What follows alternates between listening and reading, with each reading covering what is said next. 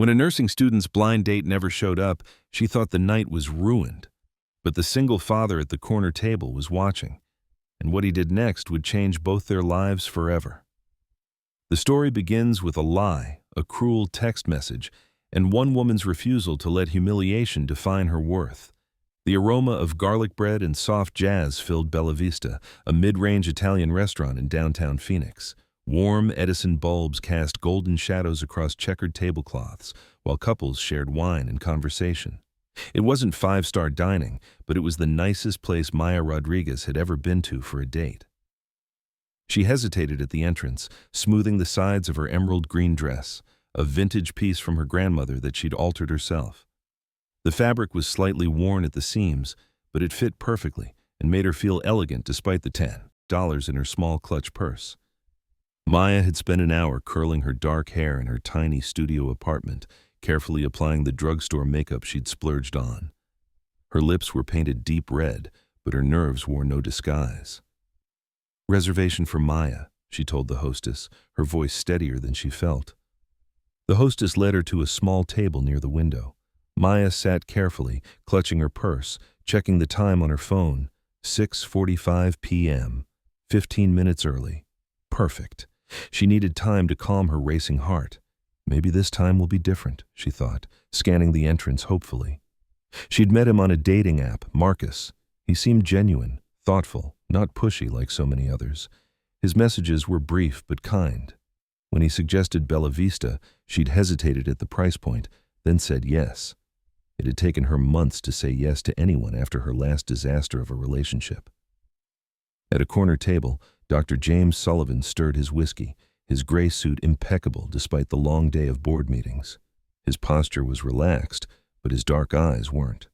Something about the young woman by the window had caught his attention, the way she'd walked in with such hopeful determination, yet carried herself like someone who'd been hurt before. The first 30 minutes passed slowly. Maya checked her phone repeatedly, each glance revealing no new messages. She'd read Marcus's last text from that afternoon. "Can't wait to see you tonight." At 7:15, she sent a gentle message. "Hi. I'm here at the table by the window. See you soon." Nothing. At 7:30, she called. One ring, then voicemail. A server approached with professional kindness. "Miss, would you like to order something while you wait? We're getting busy for the evening rush." Maya's cheeks flushed. "Oh, I'm still waiting for someone. Just a few more minutes?" The server nodded sympathetically and moved away. Maya opened her purse, counting the folded bills. $25, enough for a basic appetizer if she had to order something, but she'd been hoping Marcus would cover dinner. She'd been hoping for a lot of things. Her phone buzzed. 2 messages. "LOL, you actually went? I was just messing with you. You're not really my type anyway." "Did you seriously think I'd waste an Uber on this? Thanks for the entertainment, though." The words hit her like ice water. Maya's hands trembled as she set the phone face down on the table. Around her, the restaurant buzzed with laughter and conversation, but it all became white noise. She refused to cry. Not here, not in front of all these people. James watched from across the room as the color drained from her face. He couldn't hear the conversation, but he recognized that particular type of devastation, the kind that comes from trusting someone who doesn't deserve it. Maya sat frozen for several minutes, staring at the untouched water glass in front of her.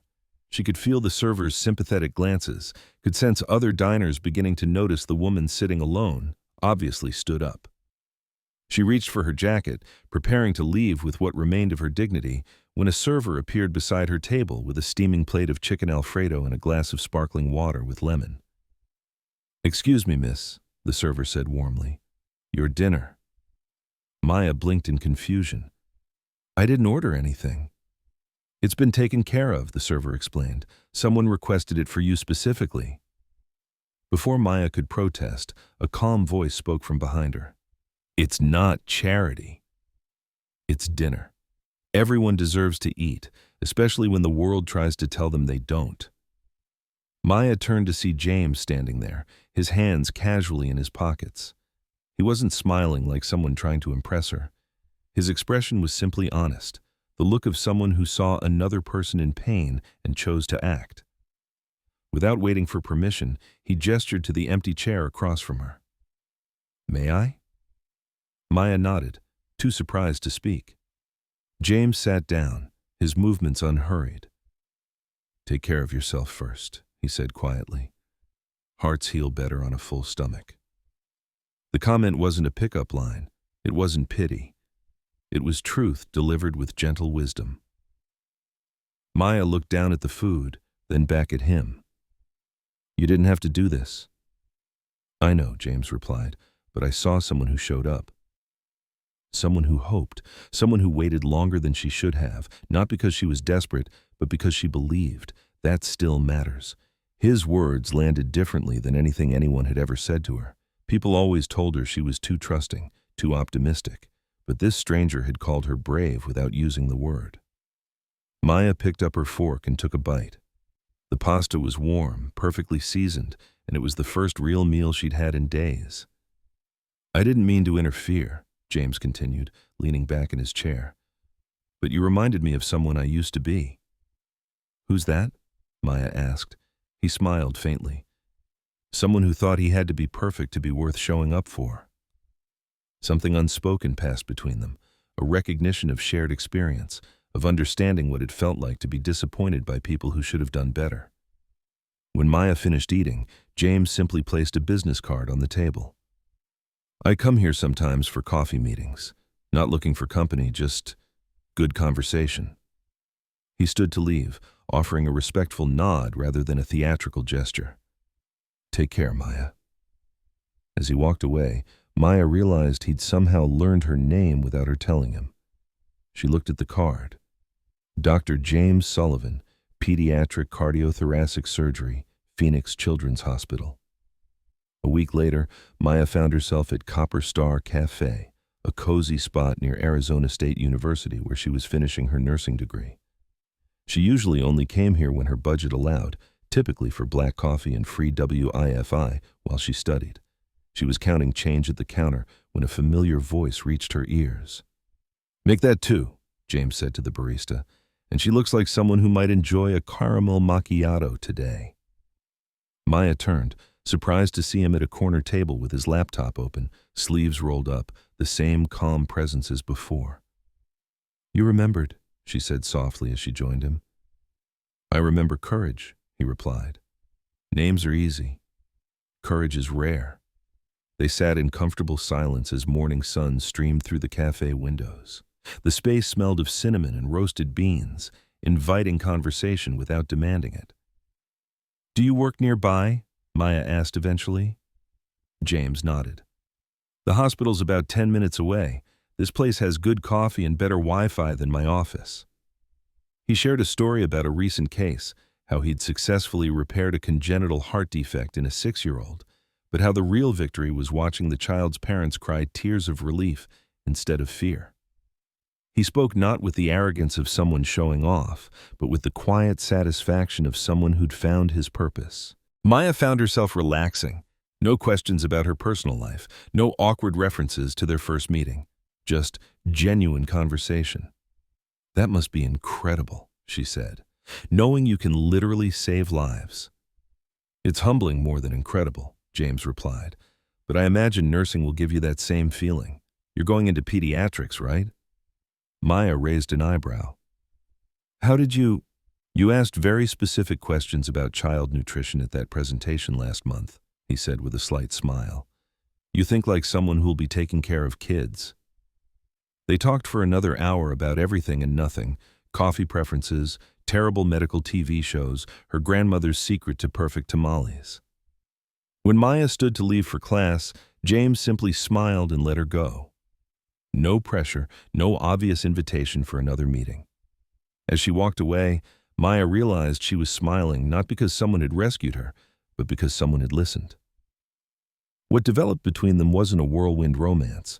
It was something quieter, more substantial.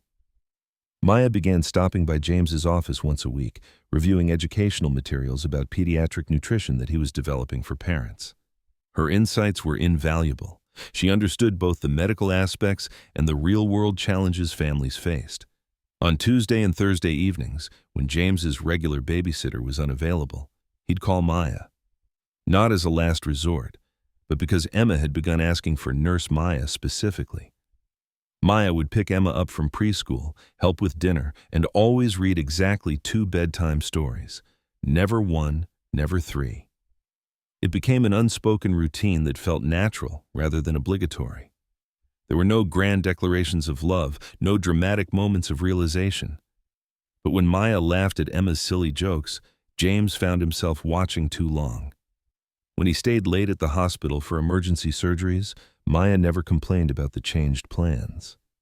One evening, the line between helping and belonging began to blur. Emma had fallen sick with a stomach bug, and James was juggling patient calls with fever checks and bland soup. By 4 p.m., he was exhausted. Maya appeared at his door with a small bag and a concerned expression. "You sounded overwhelmed on the phone," she said simply. The house smelled of medicine and worry. Emma lay on the couch, flushed and miserable. When she saw Maya, she reached out wordlessly. Maya sat beside her, felt her forehead, then pulled something from her bag, a cooling compress infused with chamomile. "This always helped when I was little," she said softly, placing it gently on Emma's forehead. Emma sighed in relief and closed her eyes. Maya began humming quietly, a gentle lullaby that made the little girl's breathing slow and deepen. James watched from the kitchen doorway, tears unexpectedly stinging his eyes. The song was one his late wife used to sing, a folk melody she'd learned from her grandmother. He'd thought it was lost forever. "I didn't know that song," Maya said softly, noticing his expression. "Sarah used to sing it," he replied, his voice hoarse. "Emma's mother." "I thought she'd forgotten." "Children don't forget love," Maya said. "They just wait to hear it again." That night, after Emma was better and sleeping peacefully, Maya and James sat on the couch in comfortable silence.